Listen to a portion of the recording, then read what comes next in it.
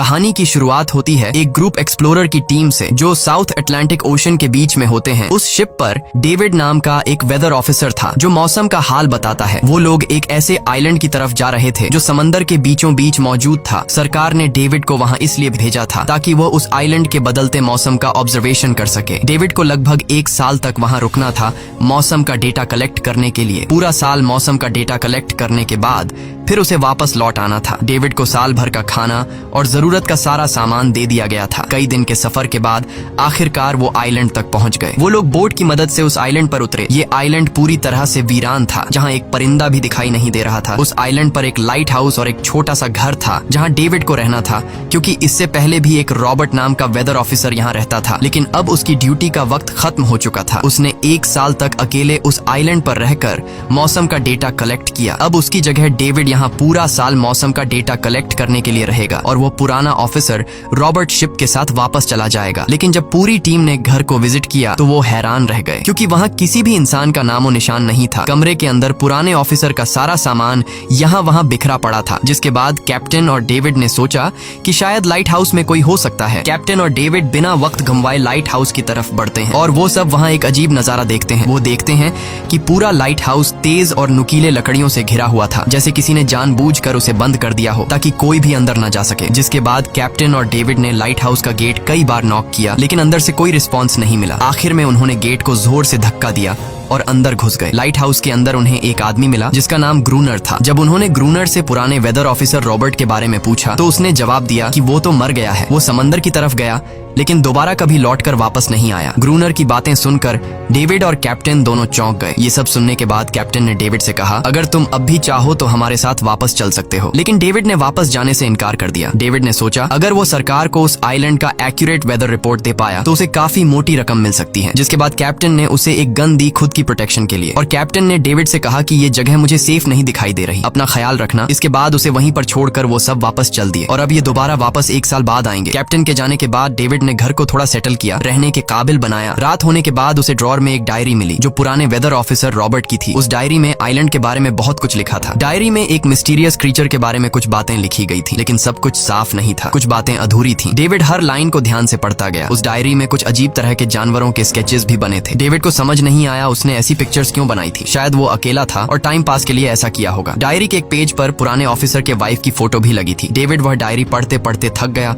और धीरे धीरे उसकी आंख लग गई। अगली सुबह डेविड ने मौसम का डेटा कलेक्ट करना शुरू कर दिया, लेकिन समंदर के पास पहुंचते ही उसके कदम रुक गए। उसने देखा कि चट्टानों के बीच कुछ पत्थर अजीब तरीके से सजाए गए हैं और उनके बीच शेल्स रखे थे अजीब से पैटर्न में। डेविड ने सोचा शायद ये सब ग्रूनर ने किया है। वो ये सोचकर दोबारा अपने काम में लग गया। काम के दौरान जब उसने दूरबीन से लाइट हाउस की तरफ देखा तो उसे ग्रूनर के साथ एक और इंसान भी दिखाई दिया, लेकिन पलक झपकते ही वो गायब हो गया। डेविड ने दोबारा उसे देखने की कोशिश की, लेकिन फिर उसे लगा कि ये उसका वहम है। रात को डेविड अपने काम में बिजी था, तभी दरवाजे पर नॉक हुआ। उसे लगा कि शायद ये ग्रूनर है। डेविड ने उसका नाम पुकारा, लेकिन कोई जवाब नहीं मिला। हाथ में लैंप लेकर जैसे ही डेविड दरवाजे की तरफ बढ़ा तो उसके कानों में कुछ अजीब सी आवाजें गूंजने लगीं, जो किसी इंसान की बिल्कुल भी नहीं थी। और फिर उसने देखा गेट के नीचे से किसी अजीबोगरीब क्रीचर का हाथ अंदर आने की कोशिश कर रहा है। वो इंसान का हाथ बिल्कुल भी नहीं था। ये देखकर डेविड के पांव तले जमीन ही खिसक गई। वो तुरंत बेसमेंट की तरफ भागा और वहां जाकर छुप गया। कुछ ही देर में वो मिस्टीरियस क्रीचर घर के अंदर घुस चुकी थी। वह छुप छुप कर डेविड को ढूंढ रही थी और डेविड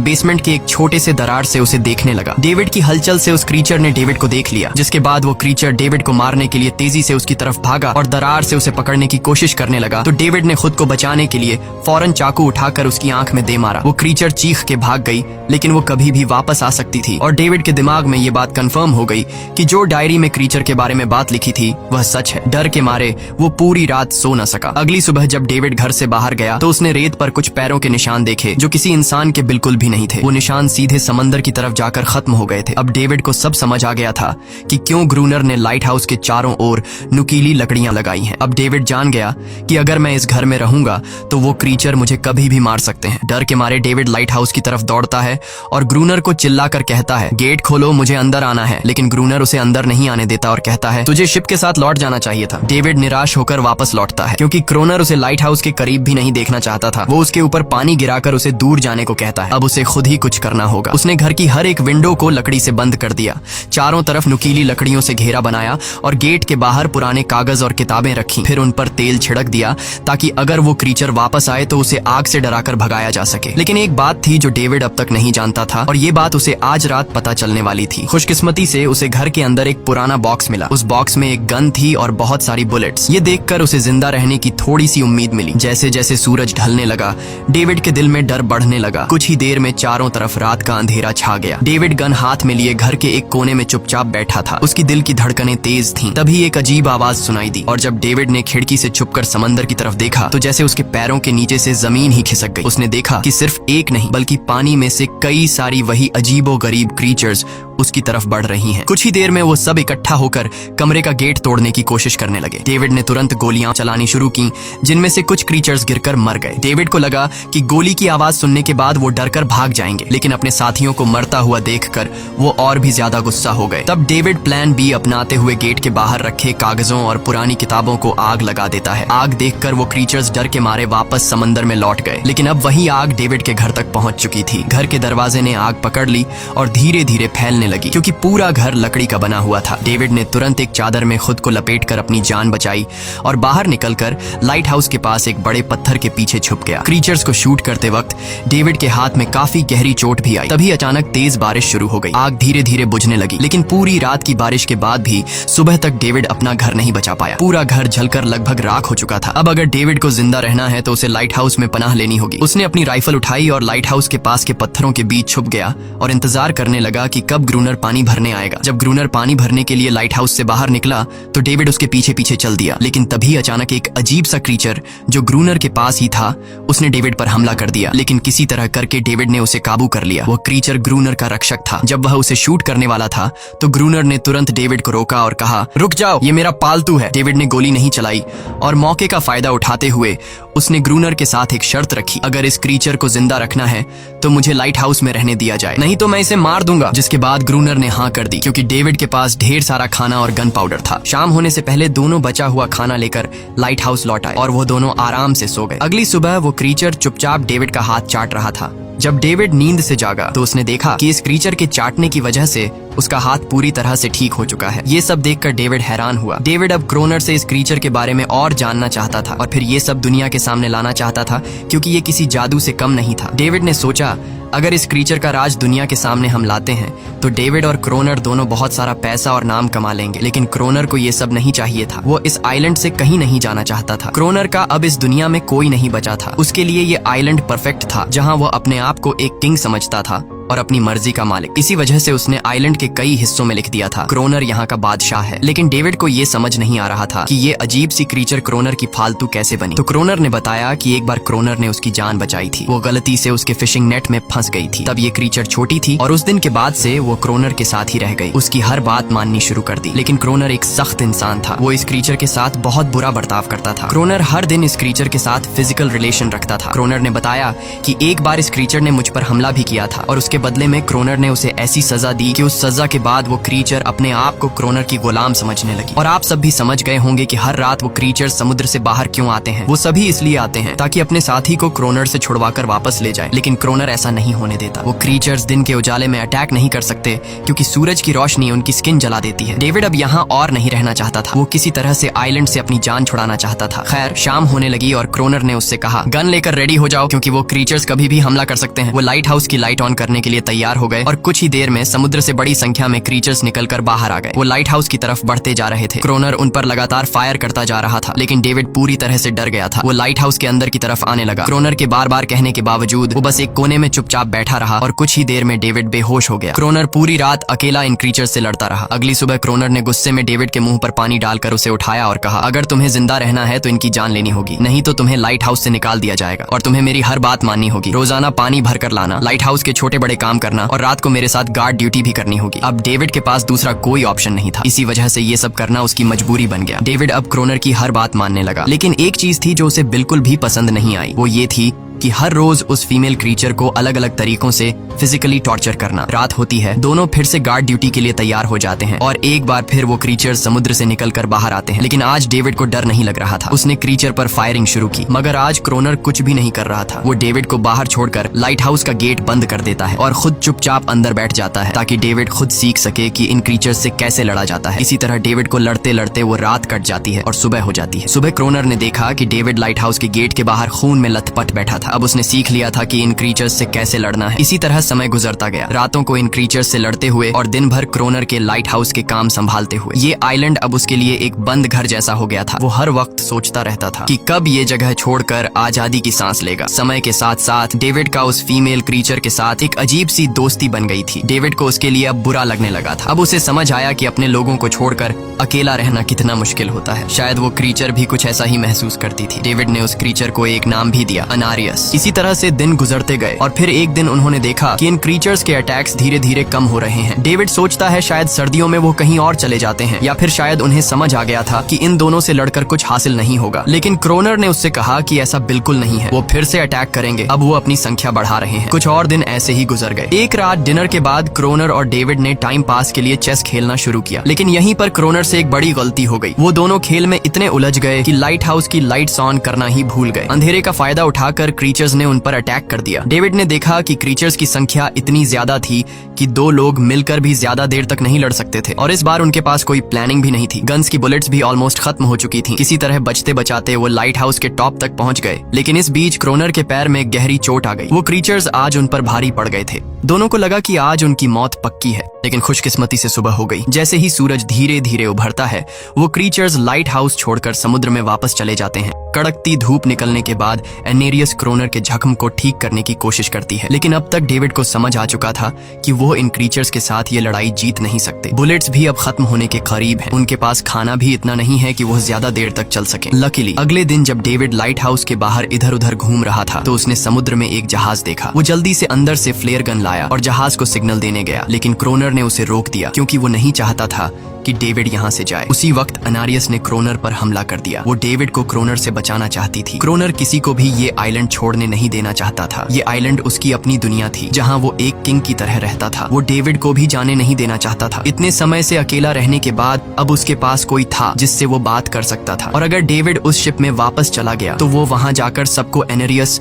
और उनके बारे में बता देगा। इसलिए अब डेविड यहाँ से नहीं जा सकता। धीरे धीरे वो शिप डेविड की आंखों के सामने समुद्र में गायब हो गई। अब उसके पास कुछ भी करने को नहीं था। कुछ और दिन ऐसे ही बीत गए। क्रोनर अब भी डेविड और अनारियस दोनों के साथ बुरा बर्ताव कर रहा था। लेकिन अनारियस को वो खास तौर पर मारता था जो डेविड को बिल्कुल पसंद नहीं था। एक दिन डेविड ने अनारियस को एक छोटी टॉय बोट गिफ्ट में दी जो उसने किसी मछली की हड्डी से बनाई थी। लेकिन जब अनारियस ने उस बोट को देखा तो वो डेविड को आइलैंड के एक ऐसे कोने में ले गई जहाँ सचमुच एक असली बोट रखी थी। जब डेविड ने इस बोट के बारे में क्रोनर से पूछा तो उसने कहा हाँ, उसे पहले से पता था कि आइलैंड के इस हिस्से में एक बोट है। क्रोनर कहता है कि कुछ लोग इस आइलैंड तक बोट के जरिए अपनी जान बचाने आए थे, लेकिन सुबह होने से पहले उनमें से कोई भी जिंदा नहीं बचा। सबको इन क्रीचर्स ने मार दिया। वो सब शिप में गोला बारूद ले जा रहे थे, लेकिन समुद्र में आए तूफान की वजह से उनका शिप इसी आइलैंड के पास डूब गया। ये सब सुनते ही डेविड के दिमाग में एक आइडिया आया। उनके पास एक डाइविंग सूट जैसा कुछ था। डेविड ने कहा कि अगर हम दोनों में से कोई उस सूट को पहनकर समुद्र के उस हिस्से में जाए जहां वो शिप डूबी थी तो हो सकता है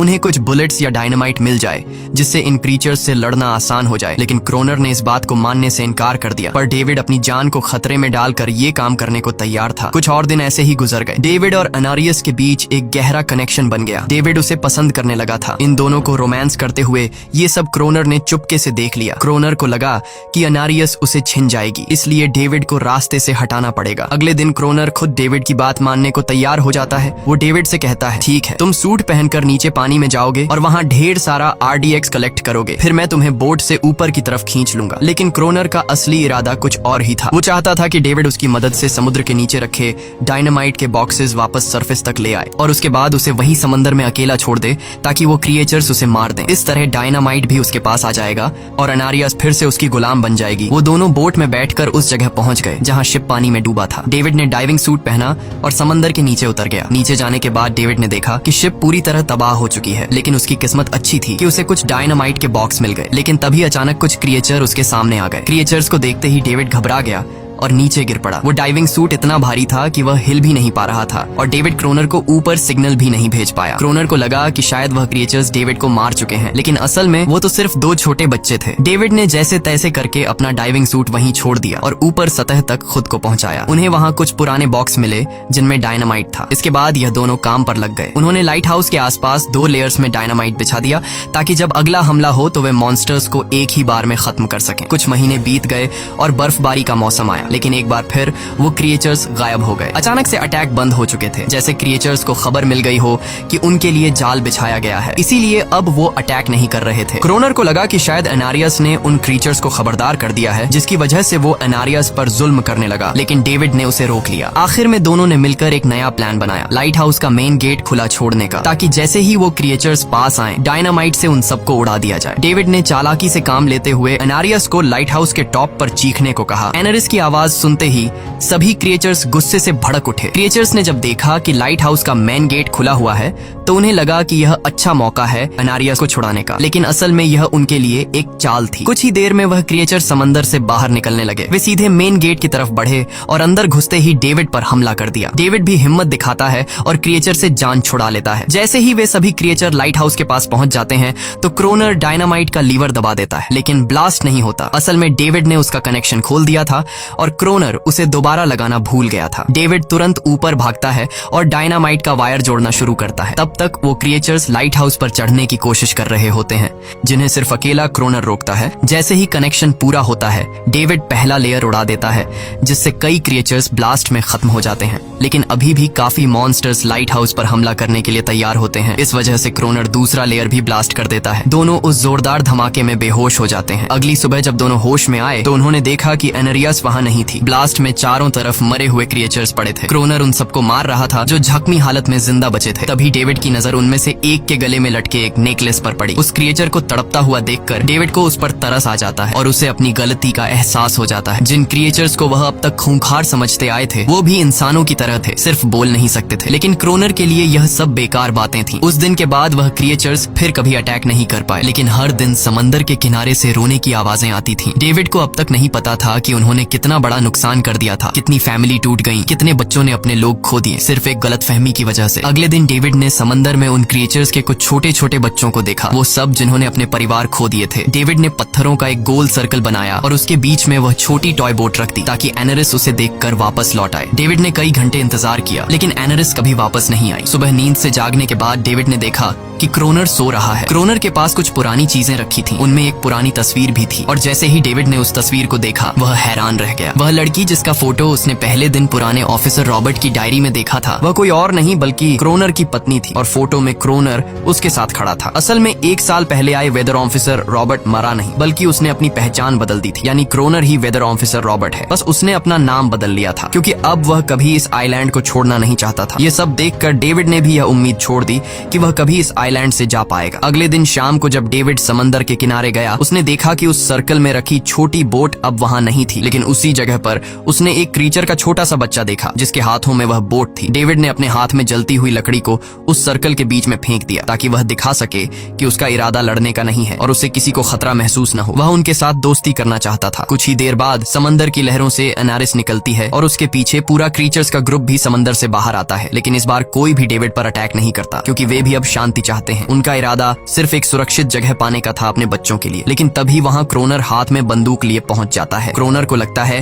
कि अगर शांति हो गई तो उसे सबसे ऊपर होने का एहसास कैसे होगा। डेविड उसे समझाने की कोशिश करता है कि ये क्रीचर्स लड़ना नहीं चाहते, ये शांति चाहते हैं, लेकिन क्रोनर किसी की नहीं सुनता। वो एनारियस से चिल्लाकर कहता है अंदर चली जाओ, लेकिन ये पहली बार था कि एनारियस ने उसकी बात नहीं मानी क्योंकि अब वह उसकी नौकरानी नहीं थी। यह देखकर क्रोनर को लगता है कि अब इस आइलैंड पर उसकी बादशाहत नहीं रही। क्रोनर खुद को अंदर से कमजोर महसूस करने लगता है क्योंकि अब कोई भी उसका हुक्म नहीं मान रहा था। गुस्से में उसने लाइट हाउस की तरफ कदम बढ़ाए। डेविड को लगा शायद क्रोनर को अब समझ आ गया होगा कि हर एक जानवर आजादी चाहता है, कोई भी किसी का गुलाम बनकर नहीं जीना चाहता। लेकिन क्रोनर के सर से बादशाहत का भूत कहाँ उतरने वाला था। जैसे जैसे ही वह लाइट हाउस पहुंचा, उसने सिग्नल गन से एक फ्लेयर छोड़ी जो सीधा जाकर एक क्रीचर के बच्चे से टकरा गई। उस बच्चे की तुरंत मौत हो गई। सभी क्रीचर्स डर के मारे भाग गए और एनेरियस ने भी डेविड पर अपना पूरा भरोसा खो दिया। गुस्से से पागल डेविड तुरंत लाइट हाउस की तरफ भागता है क्रोनर को सबक सिखाने। डेविड उससे लड़ने लगता है, क्यों किया तूने ये सब? ये लोग तो बस शांति चाहते थे। लेकिन ग्रोनर इतना हिंसक हो चुका था कि उसने डेविड को मारने का फैसला कर लिया। वह हाथ में लोहे का रॉड लेकर जैसे ही डेविड पर वार करने जा रहा था, डेविड ने उसे उसके असली नाम से पुकारा और कहा, रुक जाओ रॉबर्ट, तुम खूनी नहीं हो। ये सुनकर क्रोनर एकदम रुक गया। असल में रॉबर्ट ऐसा इंसान कभी था ही नहीं। इस आइलैंड पर आने के बाद अकेले रहने की वजह से उसकी मेंटल हेल्थ बिगड़ चुकी थी। अकेलापन, अपनी पत्नी की मौत और गहरा डिप्रेशन, इन सब ने उसे ऐसा बना दिया था। वह असल में कोई किलर नहीं था, वह एक अच्छा इंसान था। क्रोनर को एहसास हुआ कि ये क्रीचर्स कभी लड़ना नहीं चाहते थे, वे बस शांति चाहते थे। क्रोनर ने उन्हें सिर्फ इसलिए मारा ताकि वह खुद को पावरफुल दिखा सके। और अब ग्रोनर को अपनी गलती का एहसास हो चुका था, इसीलिए उसने खुद को उन क्रीचर्स के सामने सरेंडर कर दिया और कुछ ही पलों में उन्होंने उसे मार दिया। डेविड लाइट हाउस के अंदर खुद को लॉक कर लेता है। समय ऐसे ही बीतता चला जाता है और 1 साल बाद आइलैंड पर एक गवर्नमेंट अफसर आता है। साथ में एक नया वेदर ऑफिसर भी होता है। अब नए गवर्नमेंट अफसर ने इस आइलैंड पर वेदर मॉनिटर की ड्यूटी करनी थी। जब कैप्टन पिछले अफसर के बारे में डेविड से पूछता है तो डेविड भी वही बात करता है कि वह पानी की तरफ गया था लेकिन कभी वापस नहीं आया। और वेदर ऑफिसर को भी लगता है कि डेविड ही ग्रोनर है। डेविड ने भी उनकी इस गलतफहमी को ठीक नहीं किया। वह चुपचाप बालकनी पर गया और खड़ा हो गया बिना कुछ कहे, क्योंकि अब वह भी इस आइलैंड को छोड़ना नहीं चाहता था, बिल्कुल क्रोनर की तरह। इसी दौरान एनेरिस भी अपने परिवार के साथ खुश थी। अब उन्हें किसी क्रोनर जैसे आदमी का डर नहीं था। अब वे आइलैंड पर भी और समंदर में भी आजादी से जी सकते थे। इसी के साथ कहानी खत्म हो जाती है। अगर वीडियो आपको अच्छी लगी हो तो हमारे चैनल को जरूर सब्सक्राइब कीजिए।